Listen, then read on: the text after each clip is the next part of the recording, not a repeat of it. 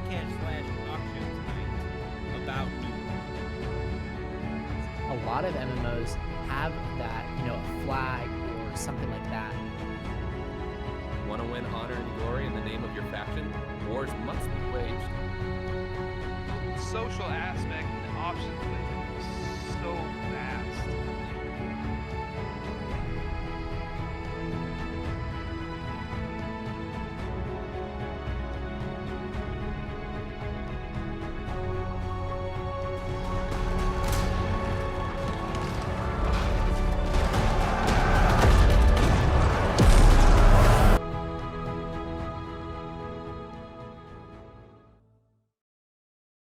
I really, really like the look of that trailer, guys. Every time I see it, it's exciting. The way they end it with the invasion is kind of dope.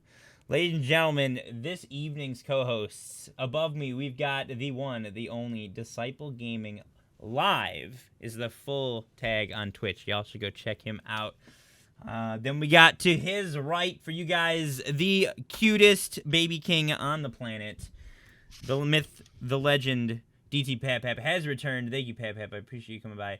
And another new face, GG Tankful. What a guy. Welcome to the show, dude. I'm so glad you and Disciple are here because it's fun to kind of expand the people we have on the show, guys. Everyone on the show so far has been a member of our company called Hideout, which for those of you who are looking for a company, let me know. We can give you the Discord. We are growing this company.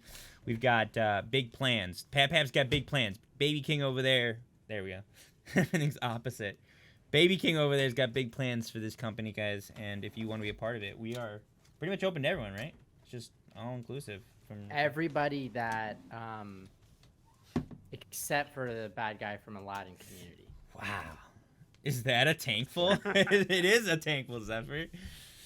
Zephyr, if you could shout out these two cats, because I actually don't know if Tankful streams. Do you stream Tankful? Yeah, I'm gonna start soon, actually. And you shout them all out. Have in the past, picking it back up. Gotcha. If you could shout all three of these cats out, they are awesome guys. Guys, you should check them out. Go Pap. Dude, Pap is a legend. So, guys, tonight we're going to discuss mostly war. We will loosely touch invasions again because I want to there's some videos, a video, not some videos. A video and a blog came out this last Thursday by AGS. They gave us a video that's specifically about wars and invasions and what goes on in the fort when there's a faction war and when it gets invaded. And then they did a blog that was all specifically about wars. Now, what's great about that blog, though, is it does talk about siege weapons and stuff that does carry over to invasions. So I would like to touch on invasions because we get a little footage in this video of kind of how intense invasions are going to look like. So I definitely want to go back and touch. I know we talked mostly about that last week, but I'd like to talk about it this week because we actually get some footage of what these armies that are attacking from the corrupted look like. So I'm pretty excited about that. So we're going to actually jump into the video. I know we just finished a video. Before we start everything, I kind of just want to lay the groundwork, guys, of tonight's content, what we're talking about, by simply watching that video, because you know me, guys, I'm crazy about videos here. And I am not in the right place for this. That's the article. Oh, dead air. I need music. That's why. There we go. Yeah. Guys, pro streamer over here. There we go. So this video is another dev diary, specifically. It is the dev diary number 4 called War and Invasion. And please enjoy.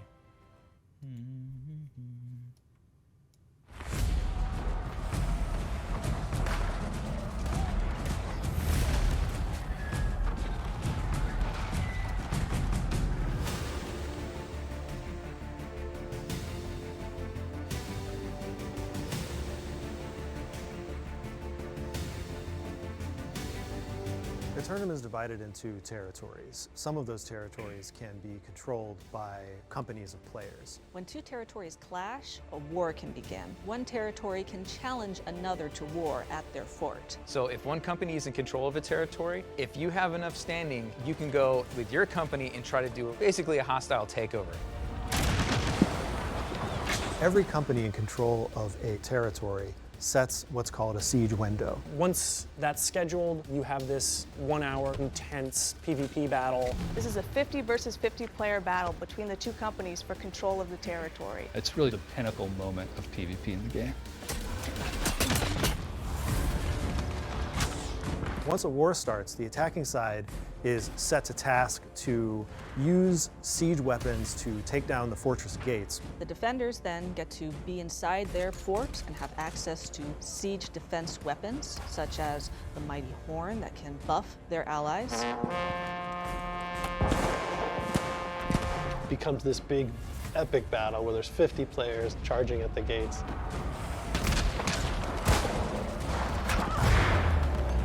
So as the attacker, you win the war by first taking down all the gates so that you can get inside of their base.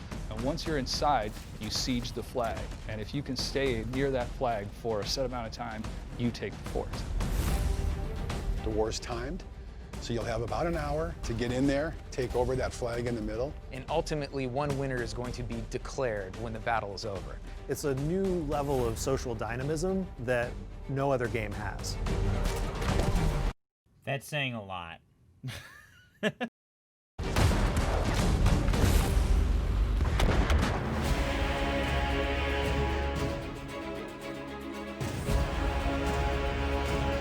In addition to player versus player wars, territory owners will also have to worry about invasions. This is where waves of enemies from all across Eternum come to lay siege to your fortress. As the corrupted breaches sort of escalate intensity, over time, those eventually lead to a large-scale invasion. The corrupted, with their armies ever eager to take over the whole island, come marching up to forts and challenge the players. Invasions are different from war. Invasions are large-scale PvE events where hundreds of corrupted try to ruin all of your progress in up-leveling your territory. All the enemies that really scare you out in the world, you now see in an invasion. And they come after you, they come after the gates, and eventually they come for the flag. There's great loot to be had, there's money to be made, there's reputation that you'll gain. They happen pretty frequently. You'll need to prepare, and it's just waves and waves of corrupted that you'll need to battle back. It's when the game really sings.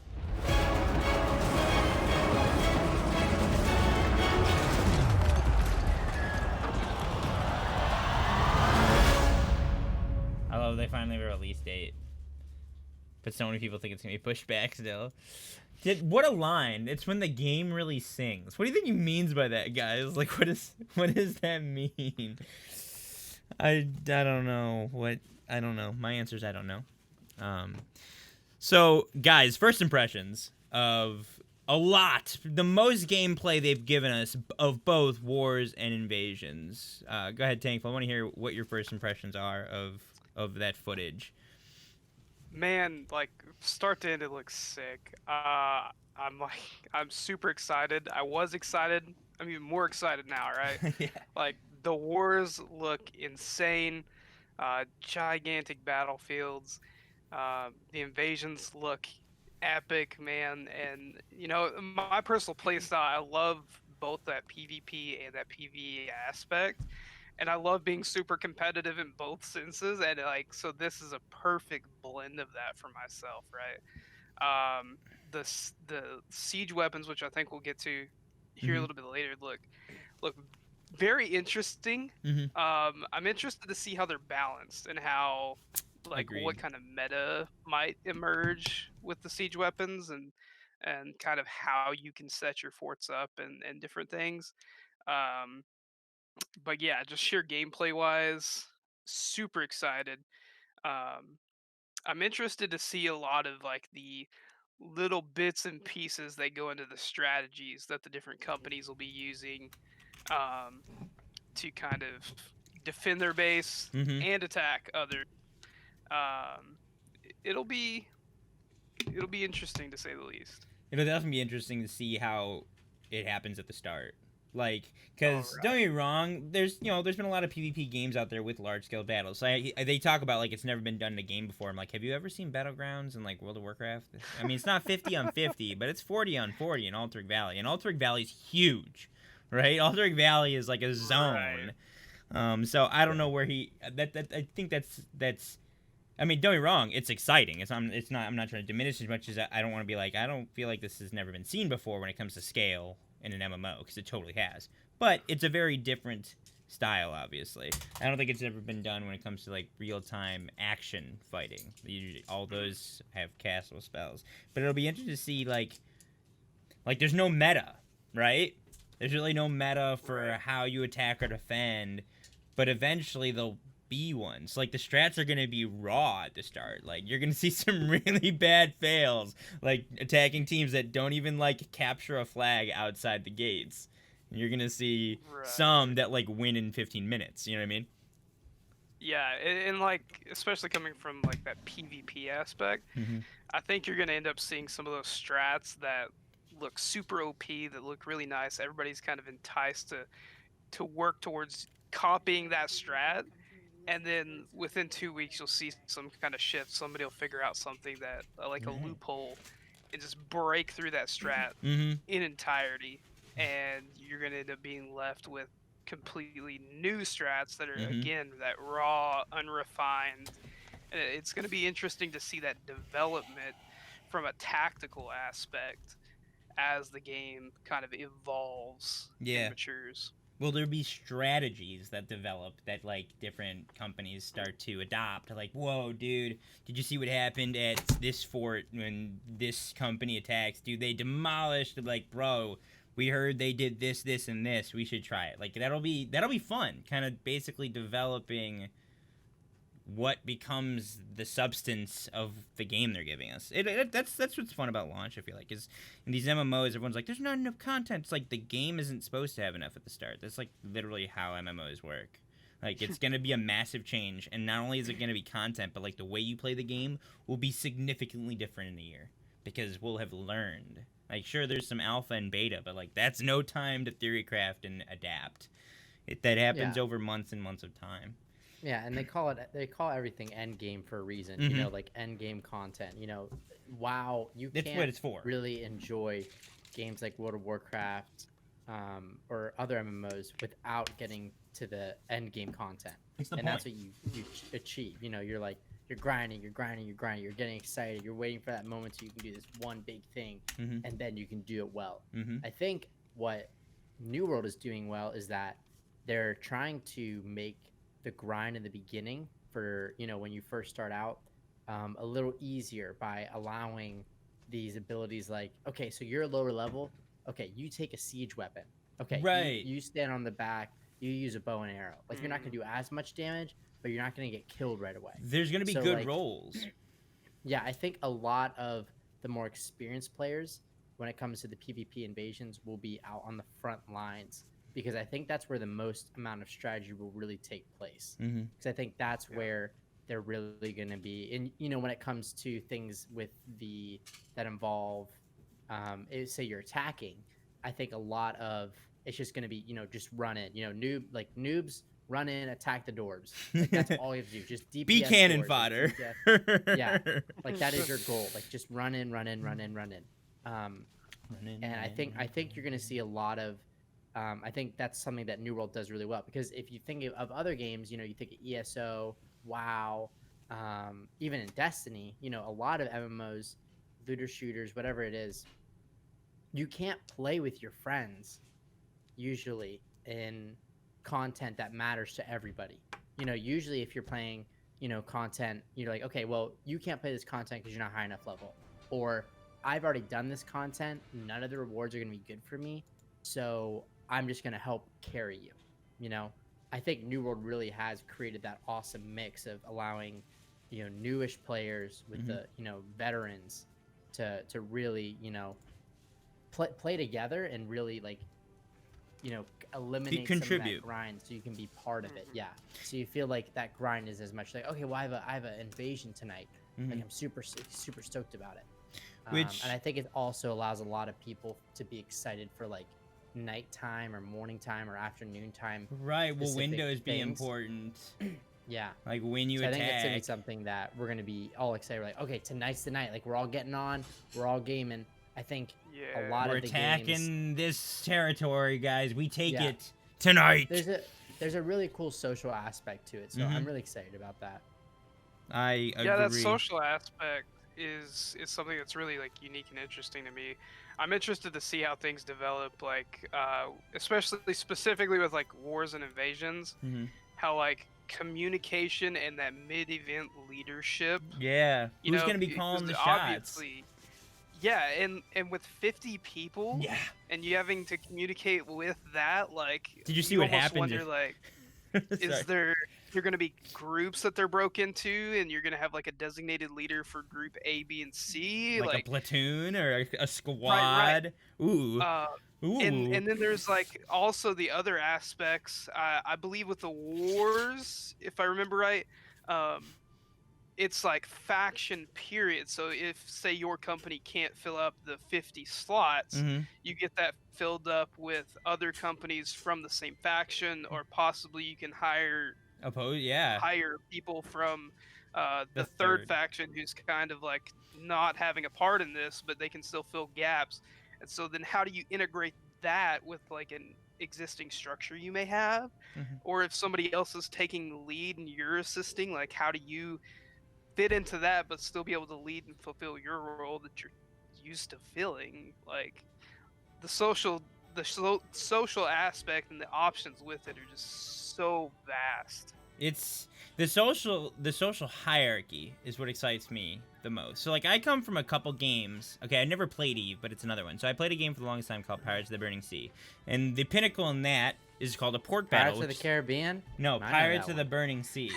Pirates of the Johnny Depp. Yeah, with Johnny Depp, right? Potco. Pirates of the I Caribbean. did- It was a Disney web-based MMO. It I was played that for a amazing. split second too, actually. I did, but that's not what I'm talking about. And he knows that. He's trolling. So on Pirates of the Burning Sea, it's about conquest of the Caribbean, and there's different ports on the map. Come on. You know, well, I mean, come on, it's the Caribbean. Conquest of the Caribbean. It Just put is. those two words together. And It's that's Pirates of the. You I feel sail like on the you're- Black Pearl, dude. Come on. No, it's like I don't. It's like the Smoky Rock. That's what they call it. Like the White Rock. Yeah. Like I the- never named any of my ships that. Thank you very much. I usually named the ships after either who sold it to me or who I stole it from. Is usually what I name the ship after. Nice. I yeah. call it all beanheads. Mm-hmm. No, so but in that game, the RVR, Realm vs. Realm or Conquest, had ports where you would do essentially how this works. You put it into a state of unrest by causing a bunch of mayhem around the port, and it would then cause a port battle, which is essentially what a war is. And it would be 24 versus 24 captains in a big map. And it's this really epic 24 on 24 ships. And the level of strategy, people became to be known within their nations. There's 4 nations in that game: France, Spain, Britain, and then the pirates. Fire, water, earth, and air. Yeah. I love that show. We've been watching it lately. Stop derailing me, bro. Okay. I'm just saying, a lot of this game sounds like a lot of other things in the world. So it's all things that apparently I we was love. I was part of the Pirate Nation forever. I still am. If I ever go back. Fire Nation. It's yeah. called It's called the Brethren of the Coast. And in these Of the port battles of the coast. Oh, I was Brethren like, of that's the a lame Coast. name. Can I please get to my point? Yeah, eventually. Try. Okay. Oh my gosh. I'm being set up and I can feel it. I sense the cooperation between these three right now. You would the attacking force would try to sink the other 24 ships or take control of the fort town, or they would try to kill you. And it was an hour. I think it was an hour and a half. I don't remember what the time limits were, but it was this massive battle, and there would be within the 4 nations, people gain notoriety, became like the quote-unquote leaders. And so when it came to port battle time, there was only a very select few, I'm talking like 3 or 4 people per nation, that would be leading said port battle. Whoa, thank you for that raid of 10,000. That's lit. Guys, welcome to the podcast. So that it would be an epic battle. 24 on 24 ships is insane, and you'd have to, it was so hard. The pirates never figured it out. And essentially, you'd all have to listen to this guy who was in charge, and he'd call the strats, and he'd tell you where to sail your ship, who to focus fire on, where to position during a blockade. Like, it was this big, event, and even years ago, I've heard stories how they would be broken down into groups. There were groups of 6, so there'd be in 24 there'd be 4 groups of 6, and each group would have a group leader that would have to have a direct line to like the port battle leader, and there was this hierarchy of command that like I wish I'd gotten to be a part of, to be completely honest. And you had to listen, or like for success, not like because you had to, but like to succeed, you listen to the people that knew what was happening, knew the strategies, knew how to spike properly. We call it spike when you focus everyone focus one person, and the teams that won typically were led better. So like when it comes to, and the same thing when it comes to Eve, I've heard stories of Eve where there'd be like 20 different squads inside a squadron battle of like 100 people, and you'd be fighting, and you'd take orders from so-and-so who took orders from so-and-so.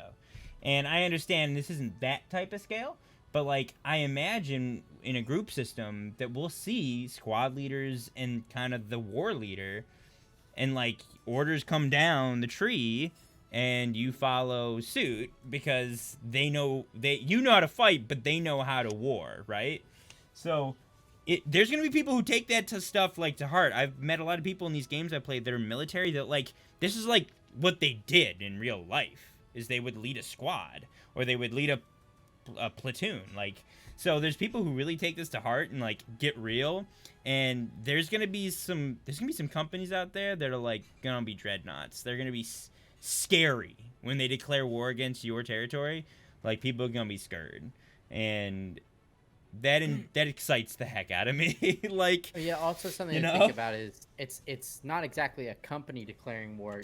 Sure, it can be, but it's more about the factions, the factions declaring war. So, and it brings up my one thought I had earlier, was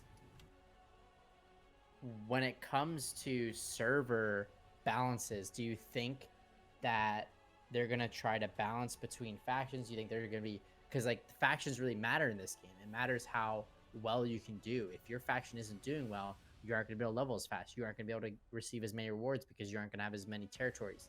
So what matters is that, your faction has to do well, or at least be in a constant, flux of doing well, doing poorly, doing medium. We have to, there has to be an up and down. If there's a consistent low or a consistent high, I think the game falls apart. So my question is to you guys would be like, how do you think they're going to approach this? What is the fix to those factions? Because it's not like, Horde and Alliance on WoW, they're separate. You can play the game, you can do well. There's no like territory standings or anything like that. There's some PvP, but it means nothing, So when it comes to those factions, we have those 3 factions. I feel like there's a very large disconnect in the communication from New World and how that will really be understood and approached.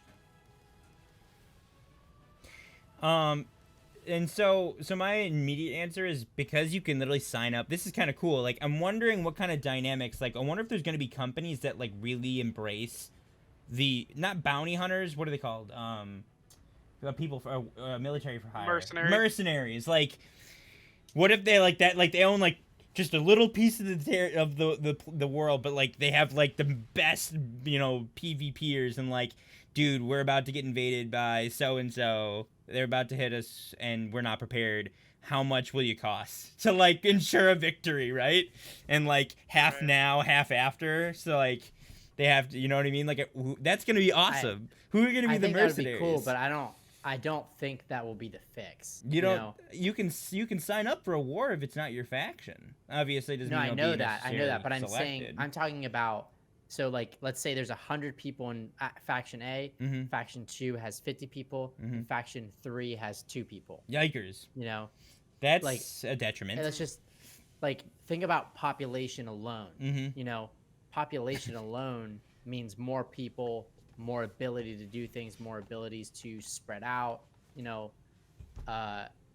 and you can't switch factions. Amazon has already said that you can't switch factions because they don't want spying, which is the best. I love that. I think spying's great if you're willing to do it. Well, I mean, if you're paying for it, kinda. I think it's kind of smart. But I'm happy that it isn't there. I'm happy that they thought ahead to that. But I haven't heard, this possible thing addressed. Disc, I'd love to kind of hear your thoughts on this, especially. What do you think they could do to, remedy that population control, or like, are they gonna split? Like, I'm not quite sure. Yeah, for sure. So, essentially, when it comes to like the factions and realms, are they gonna have realms? Do we know that yet? There's gonna be servers. There's definitely servers, of course. Yeah, they have to. Okay. Yeah. To fit enough cool. people. So they're talking like 2,000 people a server. It sounds like. Right. Well, I know ESO kind of took a mega server approach to it, so I wasn't sure if they were trying to implement that or not. But I think that they're probably going to introduce multiple different checks and balances like they did with Blizzard.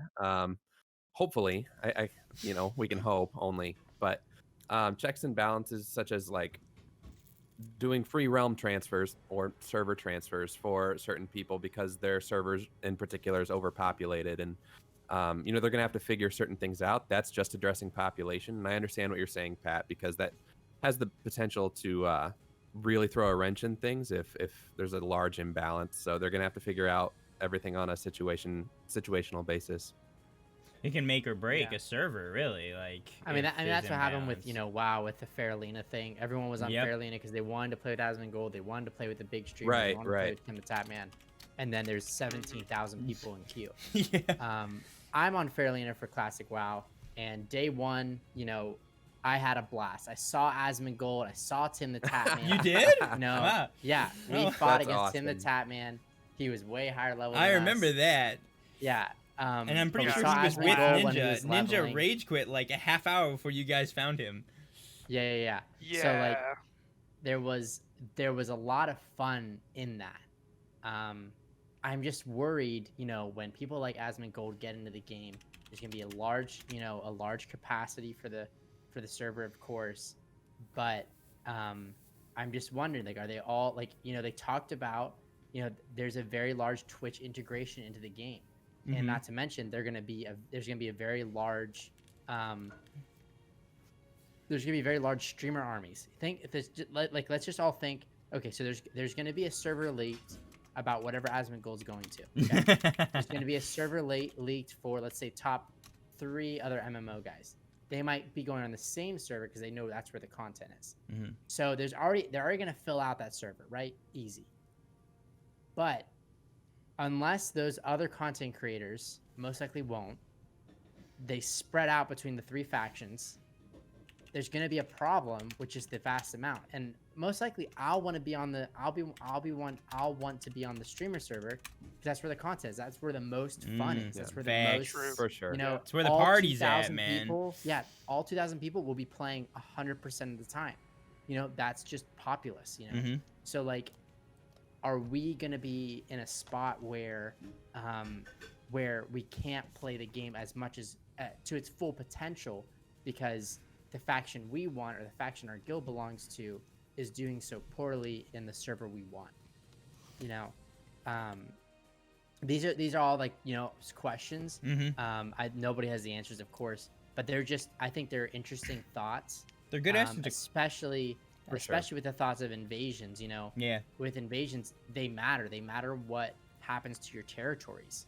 So like, it's so exciting because I think if anyone could do it, it'd be Amazon. I sure hope so. I am still worried because it's a very ambitious, large problem. It's a very, it could ruin the game if not addressed quickly. And the server transfers for WoW, for Classic WoW, that was great, but no one wanted to transfer off Faralina. They're like, nah. Yeah. What I did, every morning, I was like, what was it? I think I'd wake up at like 7 or 8 in the morning. Get in queue. I'd come over to my computer, get into queue, and then I'd wait until maybe 8 or 9 when the queue died down, and I'd sit at my computer, wait for the last 10 minutes, and I'd get in. Oh my gosh, yeah, I remember that. It was exciting. Yeah. I remember getting in fun queue before work. So but the problem was that wasn't a huge problem. That's exciting. That's fun. You know, you're like, oh, I gotta wait in line to get in the game. It Cool. sucked, but it meant No it was big deal. Power awesome. It struggle meant it was aspect of popping, it. dude. The best parties have the longest lines. Let's be real. Yes, but the problem is, if The the power. factions in that, like you were saying, just that power balance is gonna be. I'm very curious to see how they can handle that. 'Cause I think that is the only problem in the model of the game that I've seen so far. Yeah, I see what you're saying. Because, like, I mean, say you get into servers, say the population cap's 2,000, and that's when servers full, whatever. Say it's like 900 in faction A, 900 in faction B, and then faction C is stuck to like 200 people. You know, it creates such an imbalance that that's tricky to handle, and I think there's certain things that that can help limit that. Obviously, like it being capped at 50v50 in these wars and invasions helps, and being able to bring in the third faction who's not a part of the actual battle itself to fill the gaps can help sometimes.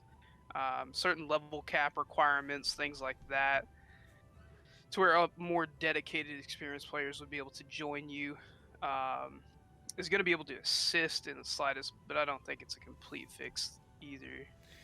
So Zark E in chat, it went kind of where I was thinking with this. I feel like they can actively manage factions by adding incentives to join the weaker ones, make it more difficult to join an overpowered faction. I mean, there's things like you can give underdog type of points or buffs. You can make each faction really be a important decision. Like they talk about that there's going to be specific things that each faction can get that the others don't. Make those really a good choice. All three are good choices. You know what I mean? Like, so it really covers, make it a good choice no matter which one it is, so that it's not like obvious that everyone piles on to one. Yeah, but the only thing I think about is, let's say they get underdog buffs, right? That, that leads to the idea like, okay, there's going to be someone who's really good at the game. Oh, yeah. Like a monster at the game, and they're going to join a low pop faction, and then they're just going to go out, just play open world PvP. Everybody that has their flag on, just just kill them, and then on top of that, those underdog, they'll wreck in the missions, they'll wreck in the questing, they'll wreck in everything. But I feel like the underdog thing might be a small problem. I think you don't think it's a good the solution? Underdog thing, I think it's a good solution. Like say an increase in resources, an increase in rewards. I think that would help, but it's not gonna achieve the idea of moving people from faction to faction, because one, you can't. You have to start a brand new account to do that. So you can't switch from faction to faction on servers. So I feel like I said, I don't know the fix, and I'm sure there's someone who has the answer, but it is definitely the biggest question.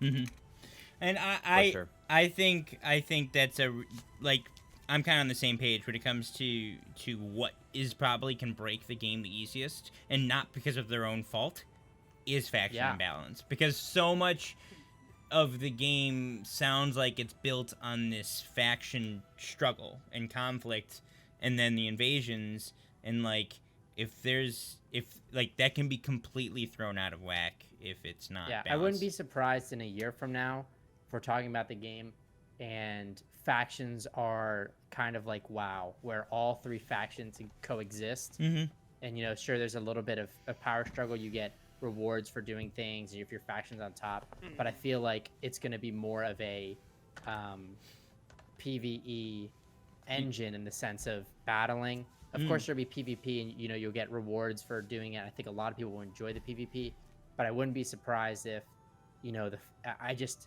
people aren't like, game companies think everyone in the gaming world will be the nicest person ever and do it to like they're gonna be a cool guy, like, oh, they're gonna be cool, they're not gonna grief, they're not gonna manipulate.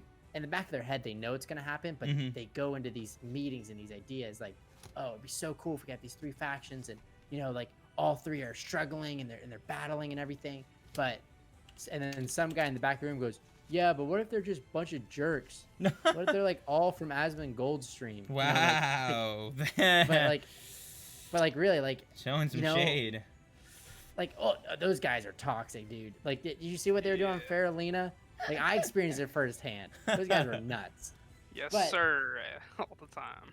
they were like, it's this idea of, you know, can we trust our players to balance To run our game, basically. Not yeah. Yeah. Do they Right. do we trust this game in the hands of our players? And then here's the thing: we have to hope that the factions are equally balanced. The second one faction is a little bit better than the other, maybe in rewards or you know end game content, and someone makes a YouTube video about it, it's done. Like the game doesn't like it can't work. It's you know like the faction in its entirety, the faction system in its entirety will be crushed. So like they have to keep a huge eye on making sure all factions, if it's all cosmetics, I think they're going to do well. If it's talking about the idea of like certain factions get certain rewards and certain buffs and things like that, then you know it's thin ice, because the second, you know, like week one, they'll have to like change all the factions around if that's the case. So Yeah. I'm excited, I am, but it is something in the back of my head I'm a little worried about.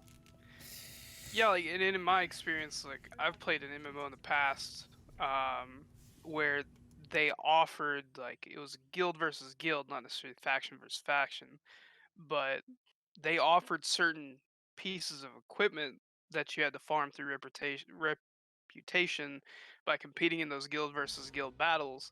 And the only way you could complete that set of armor or that set of equipment, there was a certain chest that was locked, and only the one who won that tournament, so to say, got access to that, right?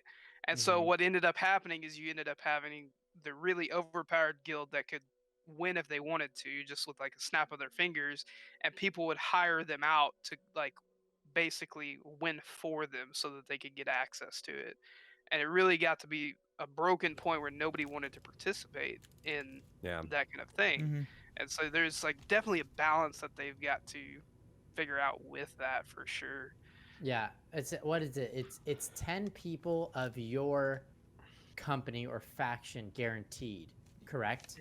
In an invasion, is it company or is it faction? It's your company. Company. So 10 people from your company. Can you have more than that 10, or is it just That's a great question. I would assume yes.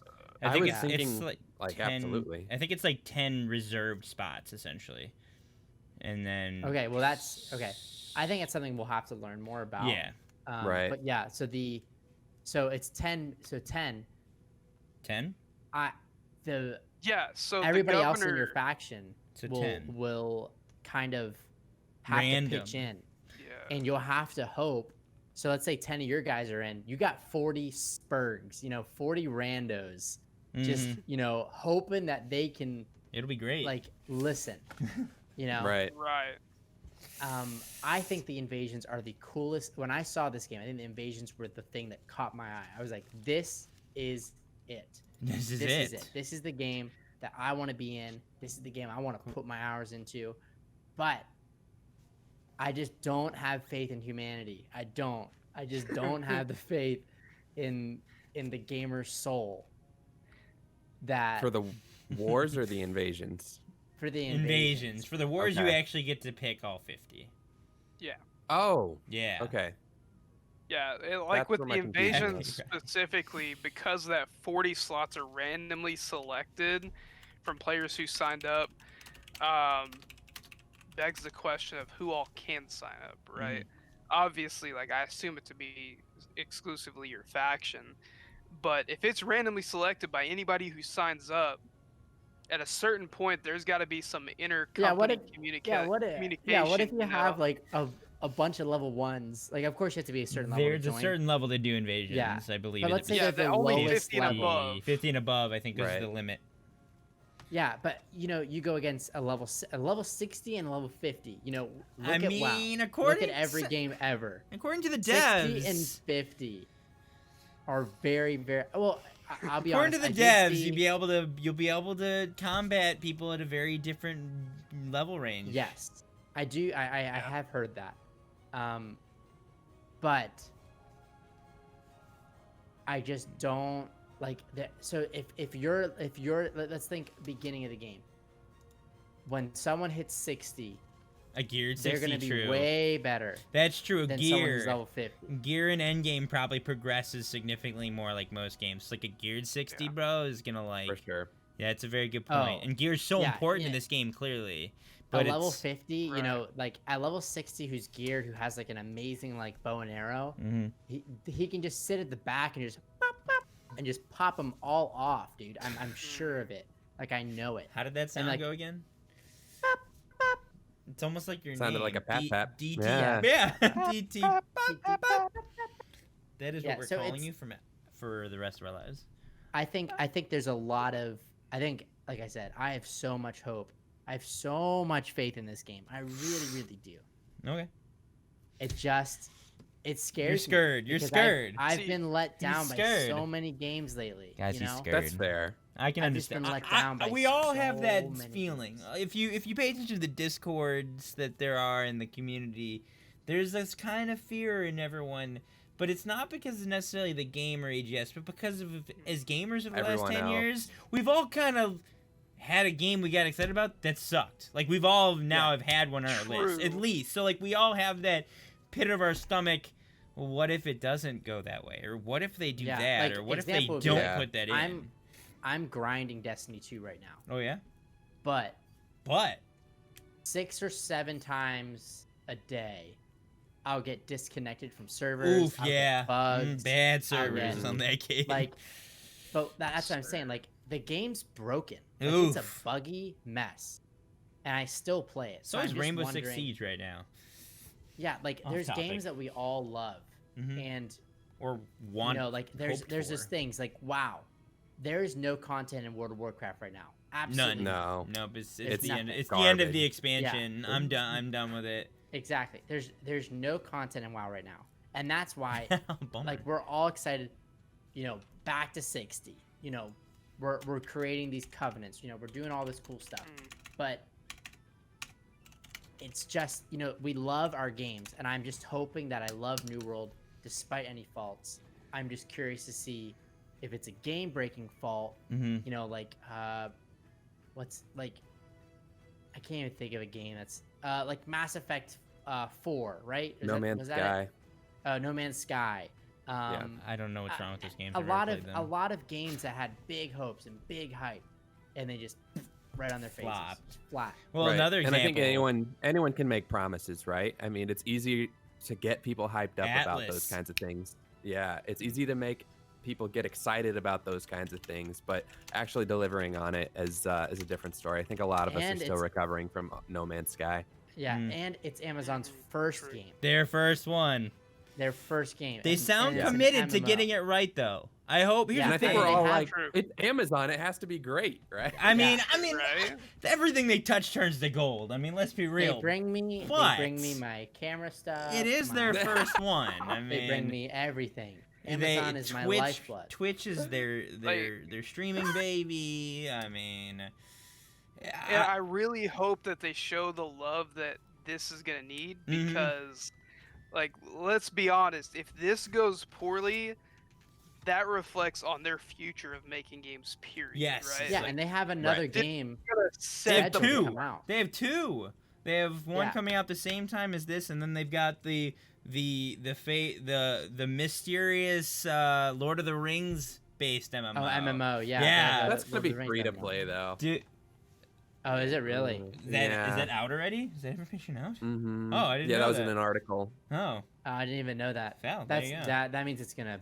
He already thinks it's bad. Free to play. Yeah, Sturgill and I were talking about it, and I like broke his spirit when I told him that. You just broke mine. That made me sad too. You can't that's like Pirates of the Caribbean on Disney Plus. You know, if they had a game. Right. Stop, guys. Fusion, Cartoon Fusion. It's CartoonNetwork.com. Sorry, it's been fun. I gotta move the show along. It's been fun speculating But I would like to actually read this article now, and we're actually going to have Disciple Gaming read this article, guys. There's a lot of in-depth information they give us in this article called just War. Like, that's what it's called.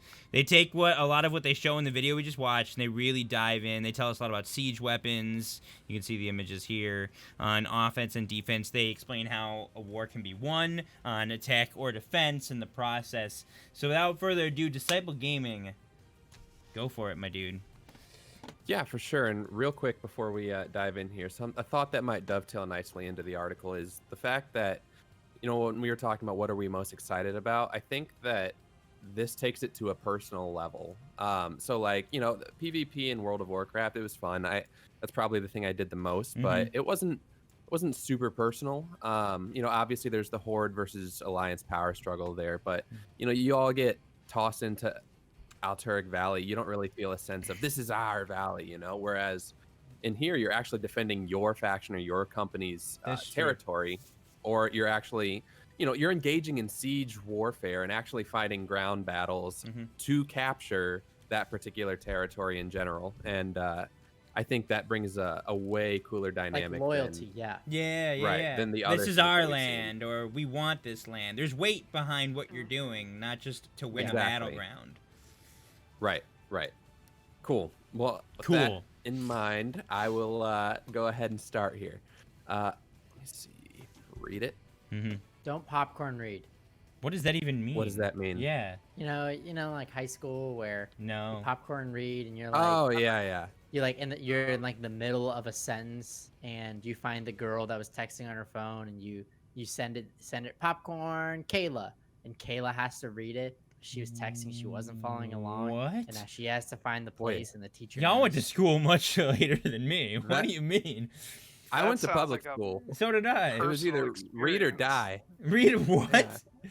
It's okay, Pap. I know what you're talking about. Dude, so to get kids off their phones, the teachers knew the what? No. The other students would rat you'd rat them out. Dude, you'd throw them under that bus. Yeah, you're like, haha, you're this texting. This is clearly something that happened after my time because we were not allowed to have cell phones in class. Oh no, you weren't. You weren't allowed. No, That's why you called on that person. You didn't have yours. It, under their book, and they were like. You just be like, yo, teach, this guy should read. He looks like he's really interested in the topic. Exactly. That's what I'm saying. No. Yeah. Yes, sir. Oh, wow. And in reality, we were all just smiling at our crotches. We're all just like half asleep, Yeah. Okay, we're all just. I was not half asleep. I was out. Take it away. Okay, I will read before we get ourselves in trouble. Back on track, boys. Eternum is a place of struggle. Not only will you have to contend with the forces of corruption, but you must also protect yourself from other players, not players. Claiming a territory is a good first step in establishing a foothold, providing security and resources for the days ahead, but it also puts you at greater risk when someone else wants what you have. When the legions of the corrupted attempt to take your fort, this is called a corrupted invasion. You can read more about that at that link. When other players want to overthrow territory for their faction, this is war. Ooh, it's so intense. I know, right? This is war. Yeah. Before you can wage war on another faction's territory, you must weaken that territory to a point where it's vulnerable enough to have war declared on it. In order to do this, you must perform required amount of faction missions. Then you go to war. You go on behalf of your faction. The three factions are locked in a constant struggle for control over Eternum. A faction is made up of companies that have declared their loyalty to that faction. The word faction is in here a lot. When the required tasks have been completed to put a territory into conflict state, there's a lottery to decide what company will lead the charge in battle. Oh. I know, yeah. So this is something. I don't like that. This is something we've talked about on the show, and it's something I'd like to address really quick right here, if you don't mind. I would like to stop and go, obviously, as we get. The lottery system needs to be fair. Okay, what I've heard originally was that it's randomized. Who actually gets to be the vanguard company that does it. Now, I think so that everyone gets a chance to contribute in wars, right? So that it's small popcorn, Jafar. I know. Moving on. What my issue is with that is I feel like lottery sounds what I hope it's not a lottery. It sounds fair. I hope you get more lottery tickets based on the amount of faction missions you contributed to get that into conflict. True. Like, obviously, it's cool with everyone having a chance, but, like, the people who put in the effort should be rewarded with, like, the taking of the fort. Like, they put in however many hours, days, whatever it took to make that even possible. And then so-and-so gets the same chance, but they literally were just there. Like, they happen to be another company in the faction. But I also think the idea that since companies own different territories, it is a faction. They make it a faction attacking a fort, not a company. So I understand that it's not like any particular. You have to spend gold to set up war. So like, well, I think whoever shovels up the money should also get some extra tickets, right? Like, I shovel up whatever it costs, and then I'm not even in the war because another company got it and they didn't select me.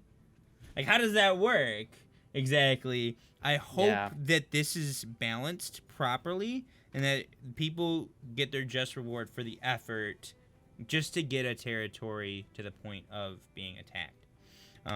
So that's how I feel about that. Thoughts really quick? You know what's sad? Yeah, you know what's sad is I was just gonna say, like, and this is kind of to Pap's point. Part of me like just so badly wants to think, oh, it's the devs, they'll figure that out. You know, it won't be an issue. But we've seen time and time again when it's failed. So I am interested to see how it works out. I agree. Really quick, Exodus, we're kind of still bouncing around. Seems like a lot of people like different things, but a few of us are starting to warm up to the Covenant at the moment. But we want there will be we want more information on what actually factions get, because we still don't know. They still haven't told us. All the guild or company leaders will come together and we'll have a vote about what faction hideout specifically will be. Fun fact: everyone in this podcast right now is leadership in hideout. Above me is. I am not gonna know this by heart. I'm gonna have to look. Community officer, disciple. Gigi Tankful is on the. I'm gonna call it board, but it's not the board. It's the advisory board. It is the board. Advisory board. Pap is also on the advisory board, also known as Baby King, aka company leader, and I will be head of recruitment. Thank you, babe. And carry on, Disciple Gaming. Sweet, sounds good. So, moving on, talking about the Vanguard still. If your company has been selected as the Vanguard, the governor can select members of their company to fill the attacking ranks for a 50v50 war. If they have enough members, they can fill the war entirely with members of their company. However, if a smaller company is selected, they can pick from anyone in their faction or even pick volunteers from the third faction to be involved in the war. For example, if a company from the Syndicate has declared a war on a territory owned by the Marauders, and they don't have enough warriors to fill their ranks, they can enlist help from members of the Covenant. If you would like to offer up your sword and volunteer for wars, you must travel to the territory where the war is to be fought and sign up on the war boards in the settlement or outside the fort. I like that. I like that you have to travel to where you're going. I do too. Yeah. I'm worried about the traveling with a lack of mount. Me too. I am worried about that because from what I've been hearing is it's a lot of walking in this game. Part of me would be okay with that. I mean, preferably a ground mount would be ideal, but yeah, no flying mount, please. No flying mount. Right. So like once flying was introduced to WoW, I was done. I mean, not initially because I wanted to see what it was like, but then it just ruined the game for me, honestly. Yeah, because the fun part about Classic was, like, okay, I have to walk all the way down to you, Right. Or I have to find a warlock who is nice enough to open up a portal to, Stormwind. True. Or, right. You're happily suffering. Mm-hmm. Yeah. It's happily. It was part of the game, Mm-hmm. And something nice about WoW was it was easy to find the paths. From what I've been hearing, the devs have even communicated in this podcast, Skyrim was an influence for this game. So I'm wondering if it was a lot like Skyrim in the sense of like you're walking a lot. You have to walk all the way to a new territory to fast travel to it. So I like that system in Skyrim where you have to discover it, to fast travel to it, but I am scared about the lack of fast traveling. If there are no mounts, you know, like in WoW, you're like, okay, part of the grind, you have to walk into your 40. You know, you gotta walk everywhere. Yep. Yeah. Right. 40, Unless you get you're a a mount. druid, hunter, or shaman. Right, and no one played those. Like, Excuse you. Right. no one.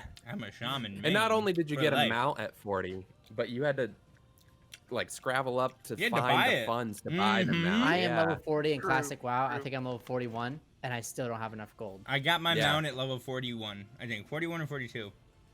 Right. Yeah. I so it's- started my business. I early. think if they can, you know, like let us grind for the ability to fast travel. Let us grind for the ability to mount. You know, like let us do that. Like let us work for it. I believe in that. But if it's not Yeah. there at all, I am a little worried. Yeah, for sure. True. So a little Okay. input actually from 10,000 saying most streamers he's asked so far are actually responding with Covenant.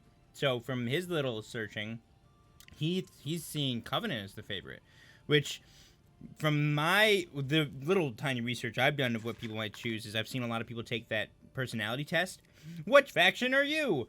And like in the community discords that there's 2 of them, and in our company Discord, a lot of people have been choosing Marauders. That's what I've been seeing. I've not been seeing like any Covenant until a few of us, specifically Shadeless, was like, why aren't we gonna be the Covenant guys? And you know, we'll see. Yeah, or and no one's even thinking about Syndicate. You know, Bruh. it's not on anyone's radar. No one's talking I about think it. Yeah, no one's talking about it. Yeah. Because nobody Alright. cares. Which I'm surprised because I'll be honest, that's my favorite. My first choice is Syndicate. It's bumming me out because nobody else wants to talk to me about it. And here I see Zark. He's like, anyone else Syndicate? Yeah.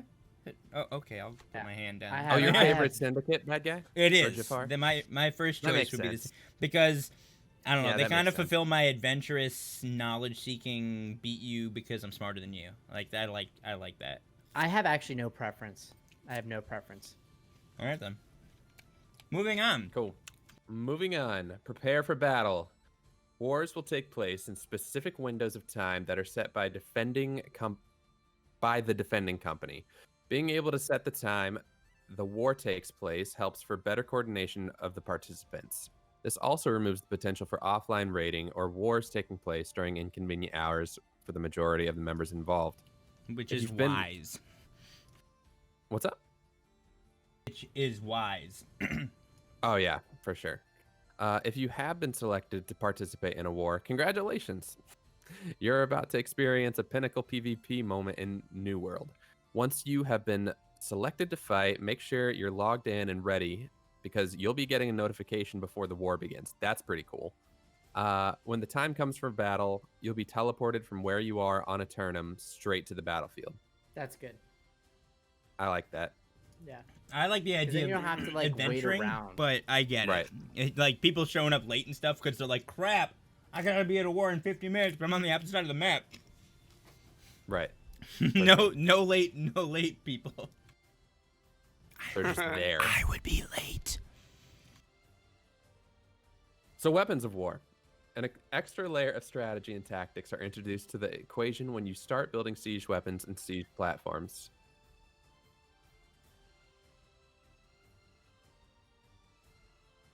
The battle begins. Yeah. Yeah. The battle begins. You're right. I didn't.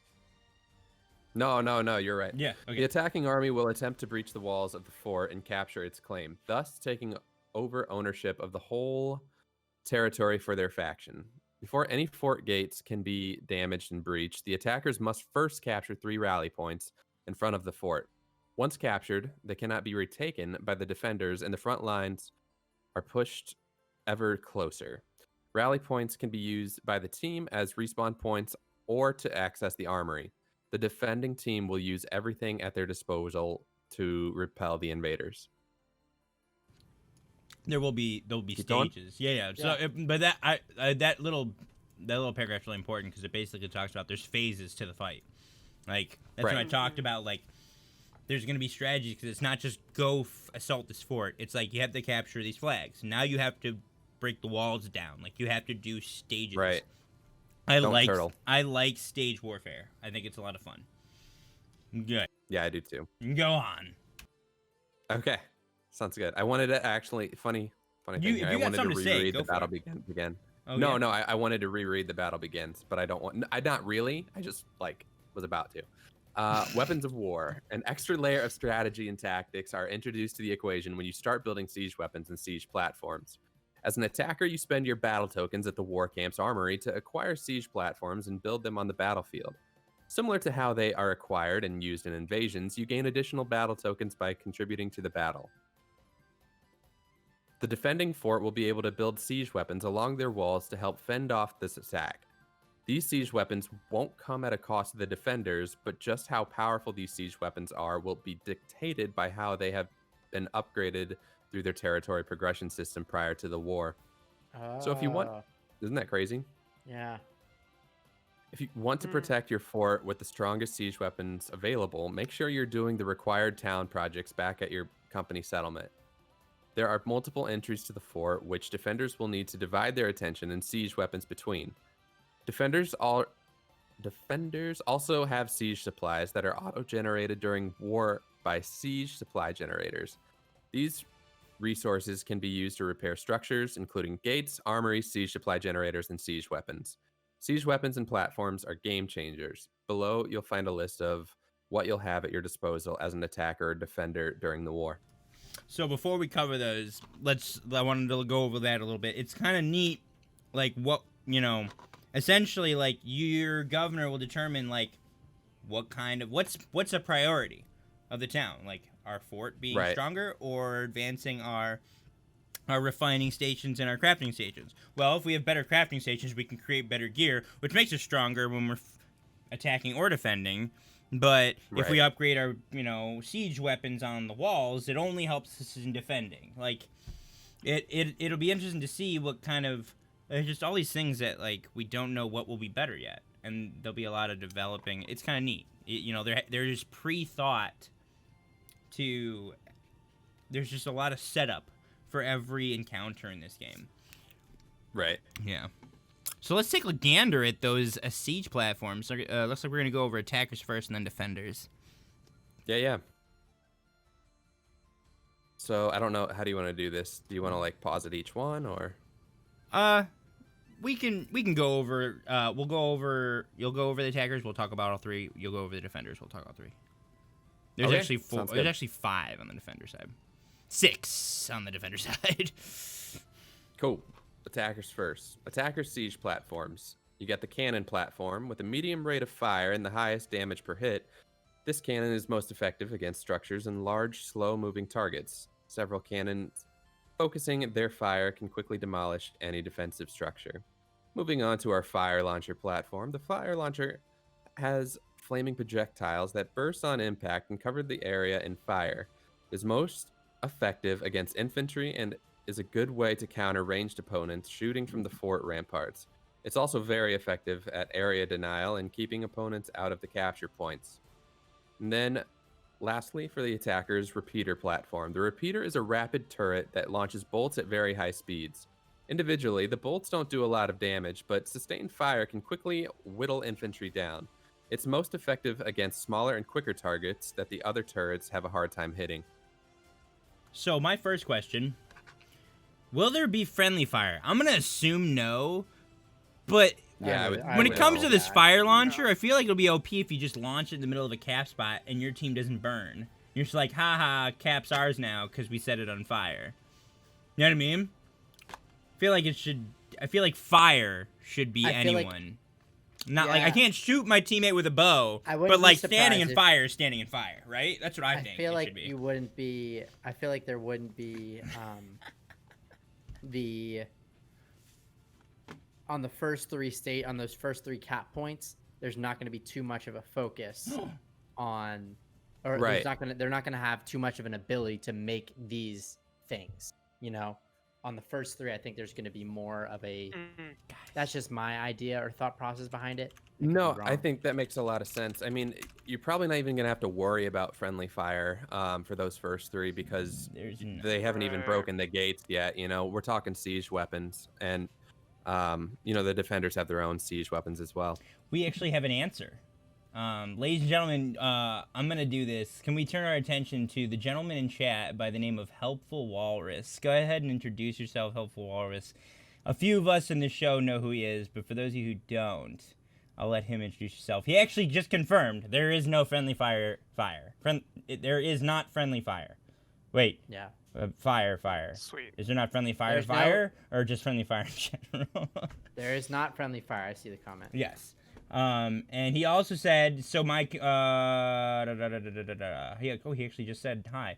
You can have multiple projects going simultaneously, provided you can afford to activate them. So you can actually really, if you've got the resources in a town, you can be like boosting up a lot of things. So that's interesting. Yeah. So my community lead says I can chill for a bit and answer some questions when you're ready. Well, you got permission? Yeah. Oh, I love it. I messaged you on Discord. You did? Sorry. I just saw him say tiptoes through the chat, and I didn't hear him. The tiptoes worked, Walrus. I didn't see it.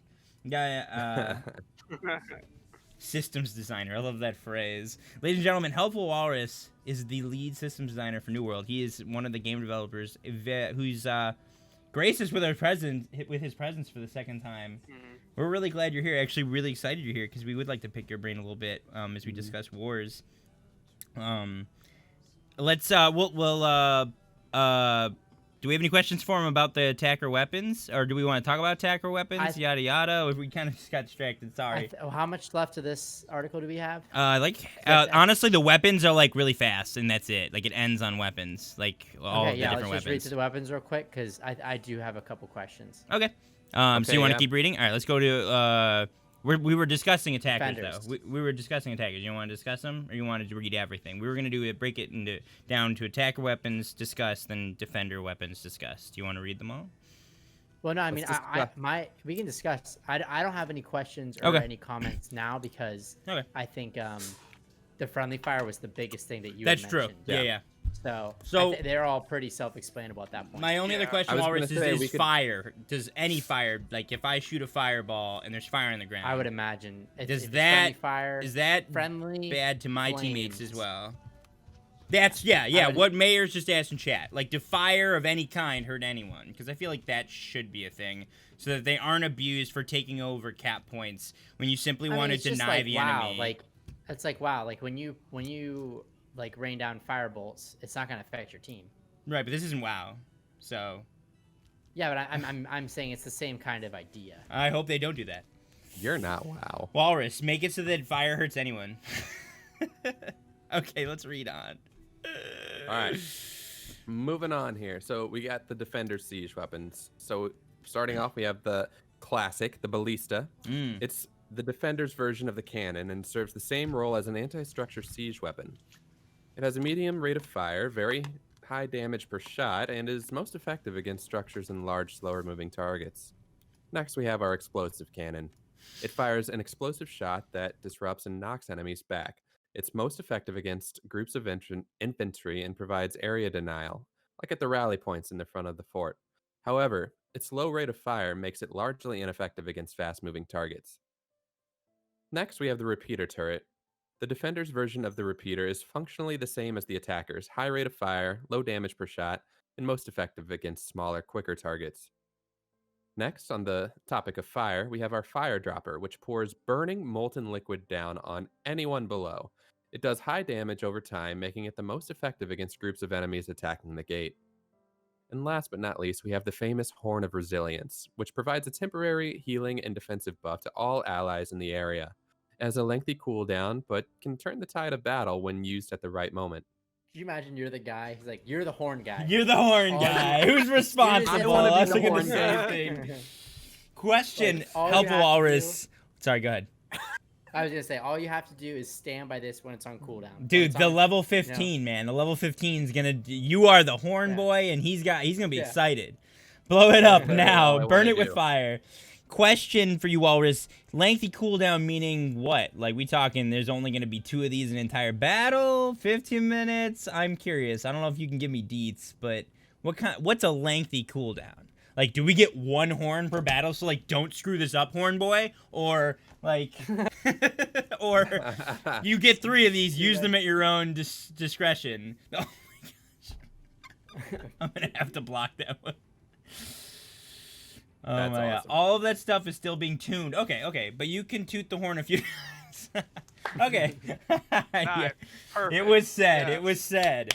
Toot. I don't mean to toot my own horn, but no. Okay. Moving on. So that's interesting. There's also traps. We want to discuss. Let's discuss traps really quick and and powder kegs, and we'll just talk about it all. All right, sounds good. So the first up in our lineup of traps is the Inferno Mine. When an enemy gets close enough, the Inferno Mine bursts and covers the area in fire. It's highly effective at area denial and most effective when placed in choke points.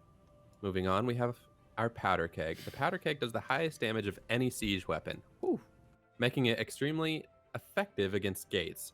Its fuse must be lit manually and has a lengthy duration. The powder keg won't detonate if it's destroyed early, requiring players to actively defend it. That's interesting. Mm-hmm. It's a risk So that's reward. Boom boom means you gotta risk your skin. Right. Okay, well, let's finish the article and then we'll discuss all. Can you sell going home. my next car, by the way? I'm just wondering where you're going. Like, next we have. I just imagine you like putting your hand out. Like, next item on the Price is Right.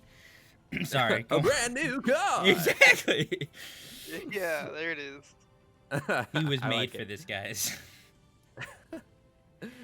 Going home. Once the war has come to its climactic end, players on both sides of the conflict will be teleported off the battlefield so they can continue their adventures in Eternum.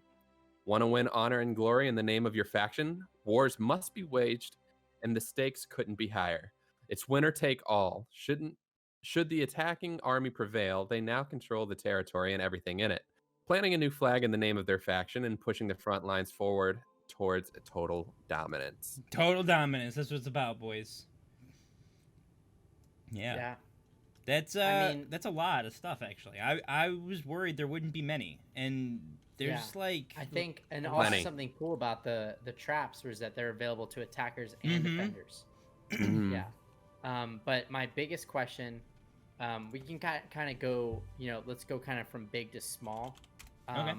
We were all having this question earlier. So now that Walrus is in the chat, I think our biggest question is that we spent like 30 minutes on. What is the balance of factions and servers? Completely not talking about wars again. We're going back to factions because this is important. Yeah, we're going we back want to know. factions. Yeah, how will factions be balanced? What are the plans for that? Will certain servers, of course, have a dominance? Like, will you have to like find the server where your faction is winning? I feel like there's a very strong possible problem with it, and I think it's like the only possible thing I could see that could go wrong, just because I don't have faith in people. So it's not that it's a game's fault, it's the people's fault for things like that.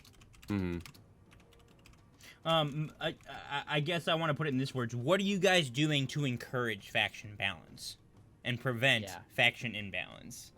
Because like we've been talking about, like, and with the model of the game, like it can make or break it if it's not balanced. Or will faction imbalance not matter? Are there systems in the game or faction imbalance won't matter? Because I think that's our biggest worry with streamer armies, with the way Twitch is, especially with the Twitch integration of the game. Which we can't wait to hear about. It's I'm stoked on the game. I'm just wondering how I can see when we look back at the classic WoW release and things like that. There were some server issues and where people were. Any player is free to join. Oh, sorry. Do you want to read it?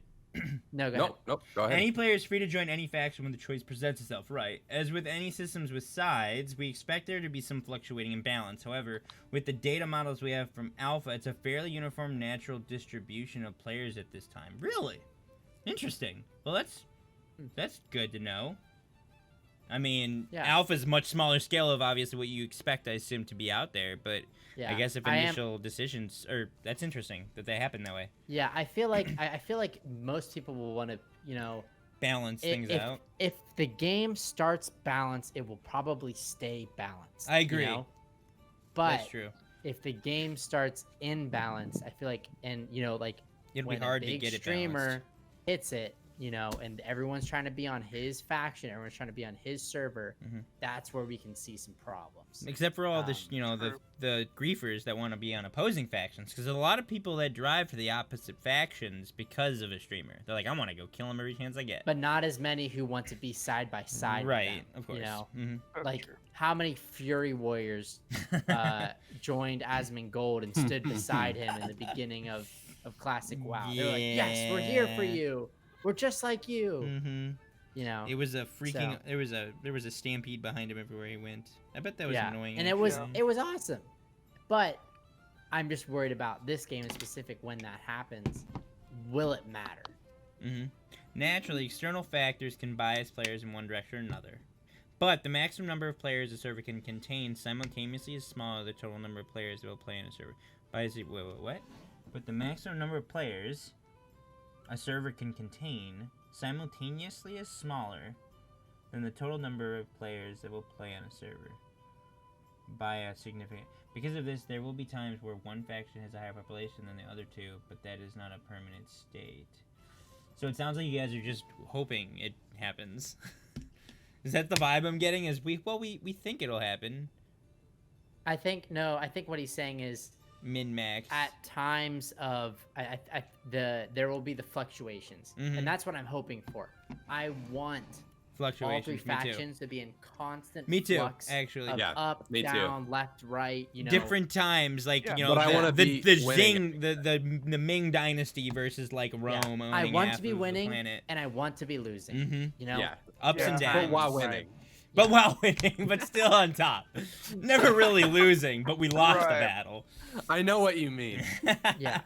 I don't want to be winning because we have the population control. I want to be winning because we're the better players. Exactly. Now, one question I have helpful is, are there possible plans for there to be a conquest winner? Like, obviously there's this constant conflict over Eternum, but like, will there be a point where, like, if you capture enough of the island, like, you win, and there becomes a ceasefire and maybe a realignment of the map and or factions, so that there's this kind of, every company of this faction is really working towards something. Not just, I want that land because it's got a lot of iron ore. Like, it's because, hey, if we get 2 more territories by this date, we win X rewards across the faction, and we get a cool, like, you know, Covenant has dominated Eternum, congratulations, or something. I really want to know if that's something that'll be in the game, or if you've talked about it, because I've seen that implemented in other games. Unfortunately ran poorly, but the idea was amazing, and it was so exciting and galvanizing to, like, we only need to win 2 more ports and we've got the map, we won. And then ceasefire for 3 days, reset. I think what Walrus just said kind of helps solidify some of the possible worries we had. Because so let's say a server can hold 1,000 players all logged in at once. The total number of players that can play on a single server isn't 1,000. There are thousands of other players that are currently logged out that also have characters there. So it's stating that the idea of, I think at launch this won't be much of the case, but I think 2-3 weeks in, this will be the case. Where I feel like territories are going to be moving pretty quick. Yeah. Because players are on and off. Different companies will have different goals. Yeah. Yeah. So like Covenant might be more of a morning time faction. You know, they might be. So I think that does help me out a lot in my thinking. So what you're saying is, sorry. No, I was going to say smaller servers helps a lot. And the idea that there's going to be so many servers, there's not going to be, you know, most servers might fill up in the sense of capacity, but there will be thousands of people on the server. The server won't max out, but there can only be a certain amount on at a time. But, you know, most likely it won't hit that. So Walrus says, we've discussed a variety of ways to handle a win state. So he basically said, yes, we want to do that. or reset state. But for release, we plan the game keeping a fairly organic rolling state of war and turmoil. So what I just got was 2 things. 1, yes, we want that, and 2, game progression. I just got all giddy because I was like, yes, we will have that maybe soon. I did not say yes, we want it. Oh, I said we've discussed it. Oh, why to just like smush my excitement? They've discussed it. I apologize. I mean, I did not mean to smushed your misquote you. excitement Helpful. early. You have discussed. I thought that meant you were discussing it because you like, this is a good idea. Let's discuss it. I mean, who discusses things they aren't interested in? Yeah, but no, I'm I think a little it's overzealous. Yeah, but I think the discussion on that is cool. I don't care if we win. I want my level of gameplay to stay the same Right. throughout the game. I don't want to be losing and be affected by that loss a lot. I want it to be up. Okay, so I'm doing better, I'm doing worse, I'm doing better, I'm doing worse. I'm okay with that. I just don't want to be in a constant state of winning or losing. Like Alliance. Exactly. That was the big issue WoW seemed to have, is everyone, probably because there's a huge age difference, right? A lot of the little kids wanted to be Alliance, and the grown men wanted to be Horde. And neckbeards. The neckbeards. Yeah. What are you saying about neckbeards? There's nothing wrong with your pointed beard, Jafar, okay? We'll leave it go. Hey, man, I'm growing it out, I will make fun of it tonight. I've got my hat hanging right there. Don't make me put it on. I like to just really assume the role, my friend. Really quick, can we get some hearts in the chat for Walrus, guys, for being just an absolute legend and coming by and giving us answering questions and stuff. Your beard is so twisted. Okay, that's weird. Moving on. Talking about looking at the diamond in the rough. Emphasis on rough. I'm getting bashed. Whoa. Walrus's comment there discussing adding hot air balloons. Is that in reference to like a battle type thing where you have air battle now, or are we talking fast travel? Air forces. We've just used to. Yeah, I'm also. I think that also the idea of what's the goal for traveling? You know, were hot air balloons part of that? I'm curious. Now that hot air balloons aren't part of it, I'm curious to see what they were a part of. All right. So why were they discussed? Neither. They're not traveling. In the game. Are there any in games like Skyrim, you have to travel to a point to fast travel? I understand the map is very, very, very, very, very, very, very large. So, multiple kilometers. 42 squared. Exactly. The same size as Skyrim. Yeah, and in Skyrim, you fast travel everywhere. House travel, true. There is fast travel to your house. Right, so is that how I'm gonna, is that my way of, the best way to travel is putting houses in here, here, and here, and then just hoping that, what is the best way to travel? Location, man. Yeah, but but even, basically, am I gonna spend an hour traveling cross map to get to like one certain spot, or can I unlock some form of travel system? Fast travel based on the territory you control. I was gonna say, so we know the fast travel to your house. Is there other forms of fast travel? Because we've all kind of wondered about this. Like, since there's no confirmed mounts yet, what types of ways are there to get around besides walking? Or are we literally just walking unless we're going home? Which obviously those homes will be in certain settlements, I assume. But like, what if I need to get somewhere that's not in where a house is, and like I need to do it quickly? He says, "I'll leave you all to decide what the best way to travel is to shed some light." So he's gonna say something else, but there are territories that can be controlled and territories that cannot be controlled, meaning possibly fast traveling to places that cannot be controlled, like neutral territories. Can you that's my understanding of that inference. Right, by players. Maybe it'll be. I mean, like, can we fast travel to just controlled territories? No, I think you wouldn't be able to if they're controlled. because that means you lose your fast travel spot. Does that make sense? No, I mean like controlled by your faction. Right, I'm saying you can lose your territory. Mm-hmm. So a neutral thing would be that everyone can fast travel to the same amount of places at all times. Mm-hmm. So that's fair. Because then certain territories would be trying to be ascertained for the idea of fast travel. Like, this is the best thing, blah, blah, blah. Like, this is the best way to get to this spot. So we need this territory. And then everyone's going to be fighting over this territory at one point. It's going to be nuts. But if it's uncontrolled, it would be the idea of everyone has the ability to fast travel to uncontrolled territories. Interesting. Like, an idea that they cannot be controlled. They're neutral. Mm-hmm. So the territory near the tough PvE territories will be prime spots. Yeah, honestly, location's going to be a big deal then where you buy a house. Like, it actually will matter. Yeah, go ahead and read Settlements that. function as a safe space within a controlled territory. If you die out in a territory and you haven't made a camp, you respawn at the territory settlement. But we're talking more about like teleportation, if there is any, or like flight paths in World of Warcraft. That's fast travel, but it's not like teleport across the map. You have to follow a flight path, but it's significantly faster. If I gotta buy a mole who burrows me underground, I gotta spend like 50 gold every time. I'm cool with that. At least I know. You know, he burrows me through the ground at 1,000,000 miles per hour or 2 miles per hour. The idea of having to actually physically walk possibly 42 kilometers. I mean, that you're walking scary to me. Players Is can it bad? fast I like travel.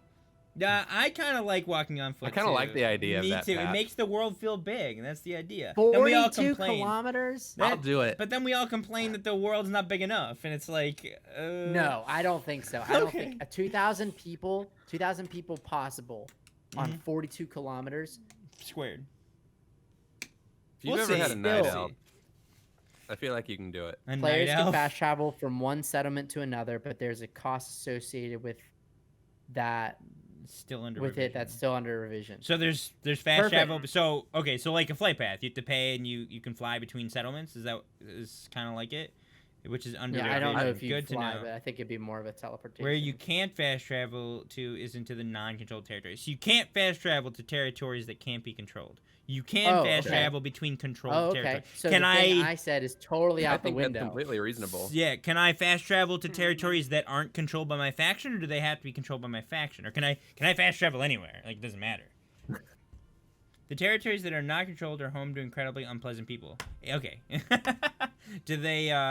Do they glow with red, weird, eerie light, kind of like this? Okay, I get it. All over their bodies? That's the So there wrong are article. going to be times where you're fighting for a settlement because you want the fast travel. I was gonna say, because that would be You want the neat. travel point. Sometimes they glow, yes. Because if that's the case, like, controlling territory would be a big deal. Like, controlling bat territory is gonna be really valuable because it's territories right outside next. large PvE encounters. Yeah. Or, where That's gonna give it's real called- weight to where you want to fight, where you we want that land, and we're gonna fight anyone for it.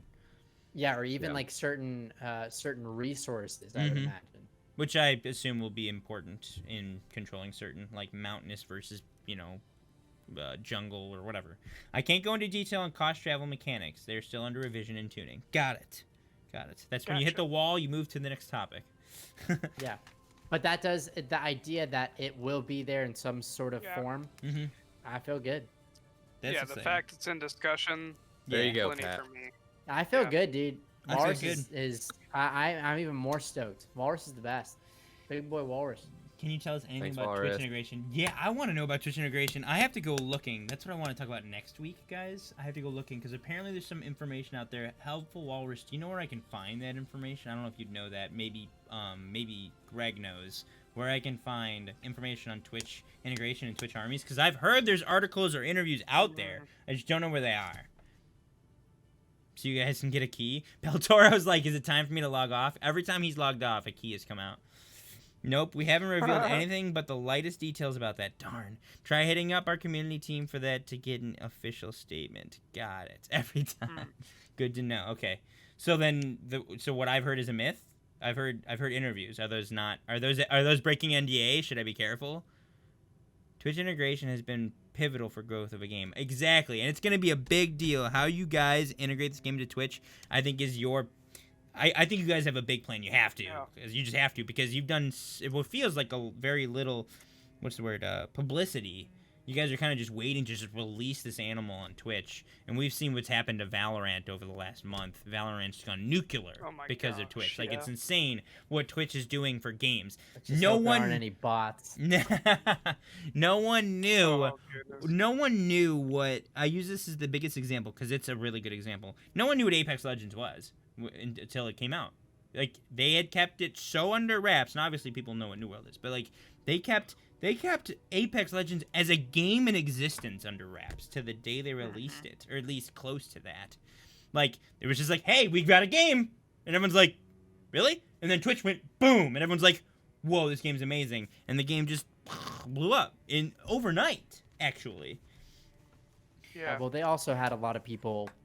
They had streamers they paid them. I understand. Playing the game, but that's what I'm saying. Like, who knows what Amazon Game Studios, who owns Twitch, plans to like get maybe games grow and die on Twitch. Who are they gonna be hiring to play their game? I don't know if necessarily hiring, but who are they gonna be communicating or partnering with out in Twitch? Which big streamers are gonna be like the dudes that get to like play this game and really show it off? And like work with that's Tim man. Yeah. Please.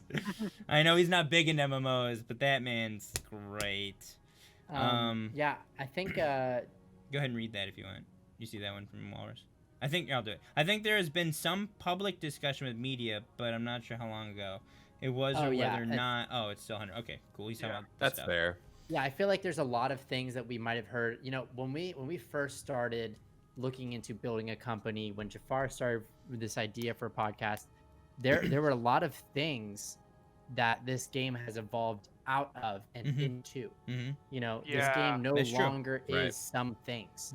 And I think that's for the best. You know, I think the developers are understanding how to make the game the best way possible. And what that is allowing for is an evolution. And when that happens, some things won't be there that might have been communicated in the past, and that's okay. You know, but yeah, I think it's sorry. Yeah. No, that's it. I disrupt a lot. I just gotta apologize to everyone. I struggle with waiting my turn. I just do. It's why I'm the MC of the show. So anyway, we're gonna talk about here. No, I'm just kidding. Yeah. So Walrus says earlier we were discussing gearing and the difference between a level 50 and a level 60 player. He was lurking. He's been here a while, guys, and we didn't even know. I might be able to answer questions about gearing and leveling. So guys, do you have any questions? I kind of want to go with. This is my initial question with that. So obviously we get to endgame. I assume there will be gear progression. That's the main thing. While you're leveling, it's level progression and weapon mastery progression, right? As you learn weapons and try different things, that's your goal. When you get to level 60, I assume it's going to be about gear progression. My question is, and I was talking to somebody earlier today about this, will the way crafting sounds like it's important with crafting tables and refining. It sounds like a really big deal that your faction can craft good stuff. Will crafting continue to dish out important, like will it continue to be important even when we get to certain extensive gear when it comes to PvE content or war rewards? Because it sounds like there's really big rewards in invasions and in some of these corrupted portals that we talked about and in wars. Will there be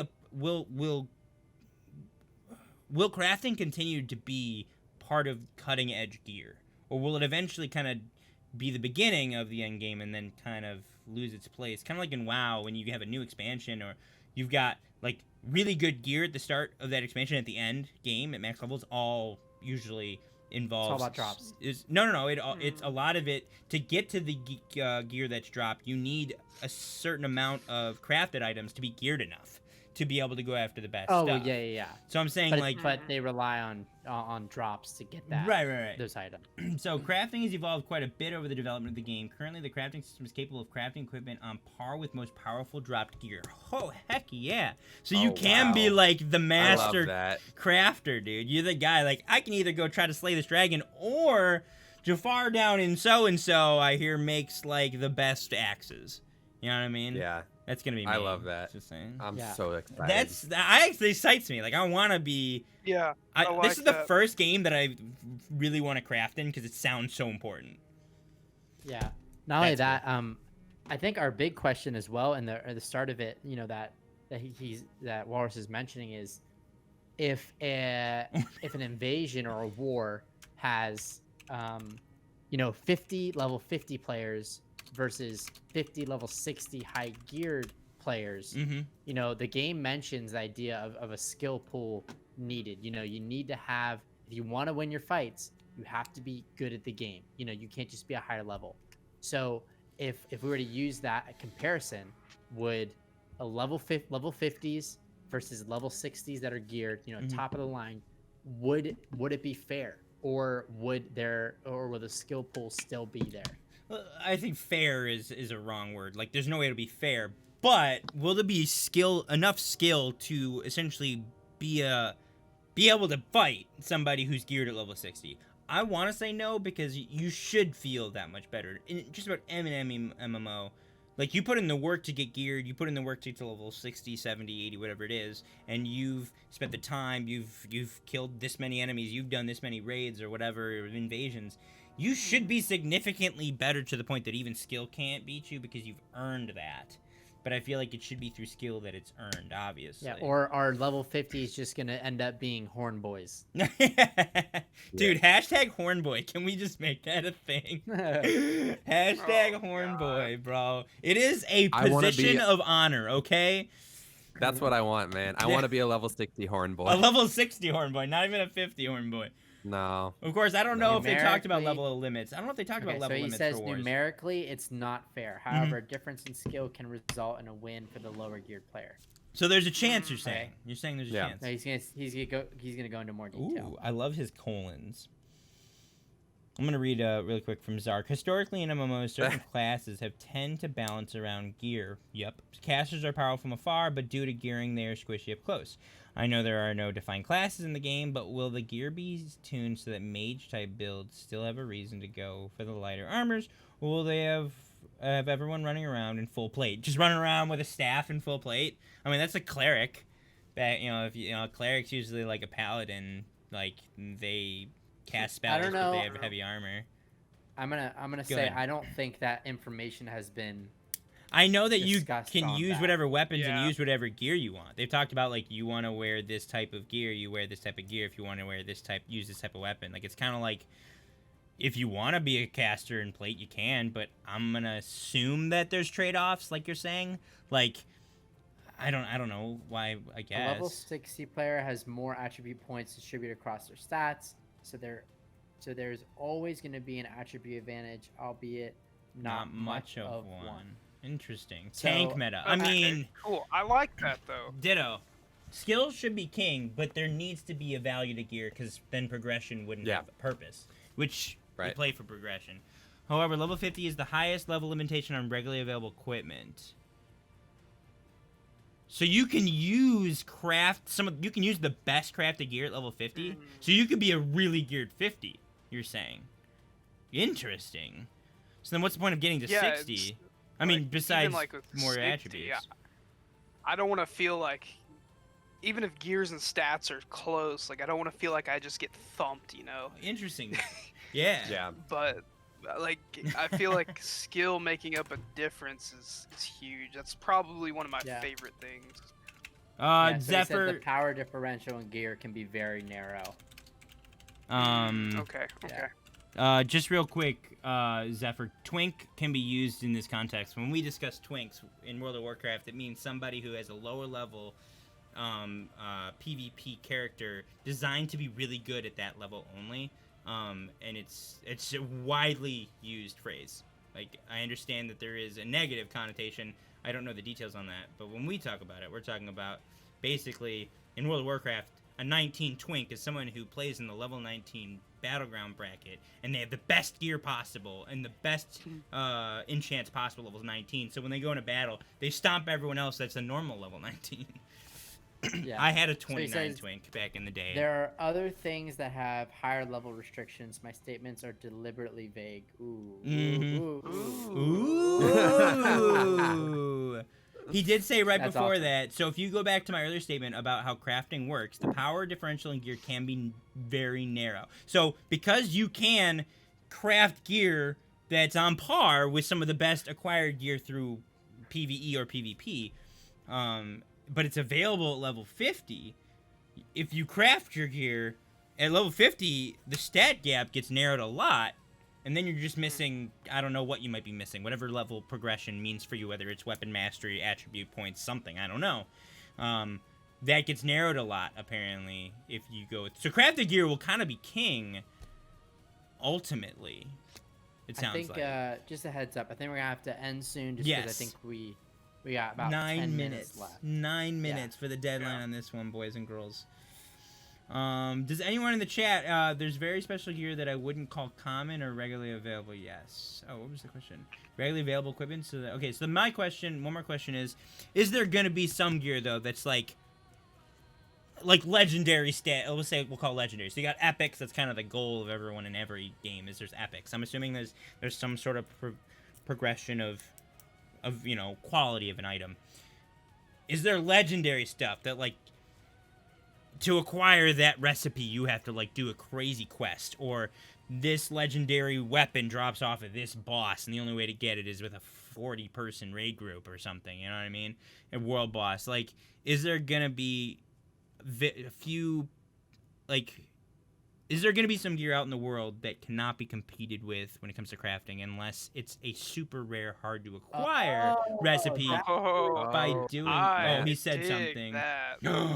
We have legendary gear. Yes. Unlike many other games, though, we have legendary gear available in every major level bracket. Excuse me? That's awesome. So, like, there will be, like, level 20 legendary gear. Wow. Yes, I like... Because, you know, like, most Is really it craftable? Cool... Is any of it craftable? Like, any of it? Or is it, like, from a boss? He did say that he can't say much about crafting. Right. You're right. He did say that. Could there be skills that unlock at higher levels as well? We want world bosses. There's going to be world bosses, Soul Sync. They've confirmed world bosses. I can't talk more about crafting. Fine. There's legendaries at all the level brackets. That's all we got. That's all that matters. That's a big all I chunk. Need to know, man. Well, there'll be certain that's set really cool. gear that have special effects or niches. Yeah, so you guys, for the last few minutes, you guys want to answer questions in chat helpful, and we'll just read them out. I kind of like this one. Will there be certain set gear that have special effects or niches? Do you mean like set bonuses, maybe? Is that what you mean? Like, yeah, will there be set bonuses? Because that would be sick, too. Like, for specific weapon masteries or something. Oh, man, that's a good question. I love set bonuses. That, like, going after that gear really makes you a better archer. Not just because it has more name stat that's better for archery. There are many named creatures in the world that will wreck your face if you try to take them alone. Many of these creatures have a very small chance to drop a legendary item or otherwise special things. World bosses. Cool. Gonna be good. Oh boy. Dude, Walrus, I love when you and Play New World come in here and just, like, bless our faces off. It's literally a highlight. It's a highlight every time it happens. So I guess one question I have, and you may not be able to answer this, is with, like, that legendary gear that's at every level bracket, is it, like, the same item, just different stats for what level? Like, I know it's, like, ESO specifically, we're talking, like, if you have a set bonus gear, you can get that same set every level, basically, and the stats on that gear go up, but it still gives the same bonus structure. That's a great question, too. So, I don't want to go into the details of itemization, but, he gives us a tidbit, equipment can have special traits on it that you can combine, min-max, or achieve desired build. So, it doesn't necessarily sound like set bonuses, but it sounds like there'll be pieces of gear that, like, this helm is best for archers kind of thing. It sounds like there might be per item, but not necessarily set bonuses is kind of what I'm gonna take from that. It's not, because he said special traits. Right. Which, I mean, special, I don't know, that can mean a lot of things, I guess. I would, and combat system a bit more.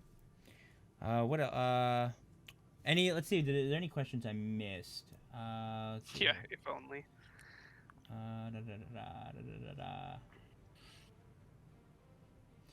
Will there be any heirlooms similar to WoW for alts? Heirlooms? Oh, that's a good question. Interesting. The music. It's getting more exciting.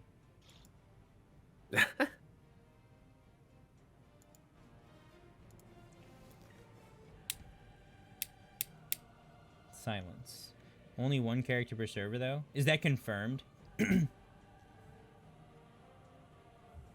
I think they did confirm. That might be confirmed. You might be Oh, right. okay. Well, then that, It might be a you're a guy and you're a guy. That's who you are. Which I'm okay with. Because I'm the person who's only ever leveled one person at max level in World of Warcraft, ever. And that's Jafar, my shaman. Yeah. That's all I've ever played. Right. I'm cool with I just that. wondered if there would be like any like bind to account so you could like still play on a different server. Interesting. I'm pretty sure you can have multiple characters on different servers. Does anyone in Right. chat have a question? Another question. I'm trying to think of a question. We got 3 minutes before we shut this bad boy down. Yeah, I mean that account-wide thing's interesting. Like, what about cosmetic type stuff? We get into that. Like, can you unlock cosmetics that are account-wide based on doing some kind of crazy achievement? Well, I'd be curious Even if if there it's is. server-wide. I'd be curious if there's any ability for like, quote unquote transmogging. I do or want to ask this True. question. True. cosmetic customization based on gear. That's another one. What kind of cosmetic? I've heard you can customize the way your gear looks. I don't know what that means, but you can do it. I'm pretty sure Helpful Walrus has said that. My Can't last really get into question. specifics of those things. Okay. No problem. This No question comes in from Nami. Will it be obvious when someone is wearing a legendary item? Stand out, awesome. Like, yeah, like, what are these? Are these legendaries? You're gonna be like, you walk by a dude, it's like, dude, no way. Like, you don't even have to inspect them. Like, you just know You just that see a axe light in is the like, distance. yeah. It's just glimmering, You're like, in the dark. why is there a sun on the ground? Oh, that's somebody's gear just glowing. Just glowing? With It's the a brilliance of the lighthouse. sun. It's a beacon in the distance. Let us rally around this light. It is the call to battle. I can't really. Like, hello, sir. Can you come to our war so you can intimidate everyone? Literally, they will be afraid to approach that cap point because you're standing in it. That'd be great. Talk about zone denial. Just put this guy here. Of course, and it's like all of it's cosmetic, so the dude's actually like level 1, but nobody actually checks. They just see him and walk away. Yeah, dude. There's no way that's not a good weapon, right? Yeah. That's a good question. We have a variety of visual styles for our basic equipment and our legendaries. Some of them are more clear, obvious than others. I think it's one of those things you need to see to really grasp. Meaning, I gotcha. yes, basically. They're gonna look cool. Yo, by the way, really quick, Ism coming with a raid party of 5. Ism, thank you so much for that raid, brother. How you doing? Thank you, man. It's good to see you. Just to catch you up as we wrap up, Helpful Rawless is... Oh, yeah. Oh, Zark is being cool and telling people. Trying to think of another question. I had another one and I forgot what it was. I talked about... Oh, what about like the lottery system that we discussed earlier? Oh, I think we asked them last time and they didn't give it. They couldn't give it. I think we asked him. Okay. You can ask again. Let's ask anyways. When it comes to who gets the vanguard of a war, what kind of lottery is it? Initially, when they announced that, they talked about it being random, but the verbiage in the article doesn't say it's random. They just say it's a lottery. Now, to me, which I'm hoping it is what it is, means that you will earn tickets in this lottery by participating in a zone becoming conflicted, or what's it called? Vulnerable. Will the lotteries be randomized completely? Everyone gets one chance, one ticket? Or because you put in the effort, you have more tickets, but everyone does technically have a ticket, but this faction and this faction have 30 tickets because they literally put this into motion. And this one have 5 because they helped. That's something I really want to know, because I think there should be real reward and like the people who put in the work get to finish the job. Thank you, Kama Sutra. I'm not original at all. I didn't come up with any of these ideas. I'm literally copying everything. But it was an opportunity I couldn't miss. Let's just put it that way. I can't go into... That's what I thought, lottery system. That's what I thought. I thought we asked you last time. Okay. Yeah. I think that's our last question then. That will be our last question. It's 10:01, ladies and gentlemen. Guys, let's just thank Helpful Walrus again, dude. Thank you for coming by, dude. That And was awesome, The man. Thank you so much. You and Greg Thank you. have been very kind to us, and it's been a lot of fun just having you guys around, because like you guys are involved. We were really hoping, you know, with these games, these big game companies, games come out, we're like, will the devs communicate? Will the devs be around? Will they interact with the community? You guys are here. We're actually seeing it. Like, I can say, yeah, I've literally talked to them. No, it's not like I'm talking to lead game designer, but like, I'm talking to you're lead of some awesome. development, some department, which is sick. So thank you for answering some questions from the chat. You, sir, are a legend. It's really nice to see you again. And that's I think that's a wrap, boys. I think we will cut this off all here. Everyone, let's get some hearts in the chat one more time for the legend himself, Helpful Walrus, who his name is very suiting. He's very helpful, in my honest opinion, in my humble opinion.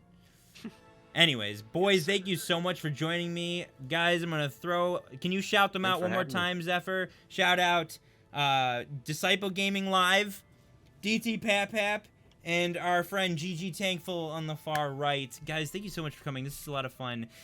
Those of you who are watching who are interested, looking for a company, we represent Hideout, okay? Everyone in this room, actually, not this room, but in this video, in this stream, is actually leadership. We are in leadership of Hideout. I am head of recruiting, so I'm looking for people to join. We need to build up our armies. If you guys want to join Hideout, please let me know. We will get you a link to that Discord, because we have a Discord that's like 45 strong already. We've got like 45 people in this Discord, and we're a family-friendly community that's looking to just take over the island of Eternum. We want to dominate. So please, you know, let us know. We want to include everyone. All right, guys, y'all have a great night. Thank you so much for coming. This was a blast. I can't wait to I can't wait for our next show. I'm excited. Yeah. Thank you for giving me your Sunday night. I appreciate that a lot. All right. Hey, thanks for having me. Y'all have a great night. I love all three of you. All right. Good night, Bubbas. Peace out. Peace out, gentlemen. Bye.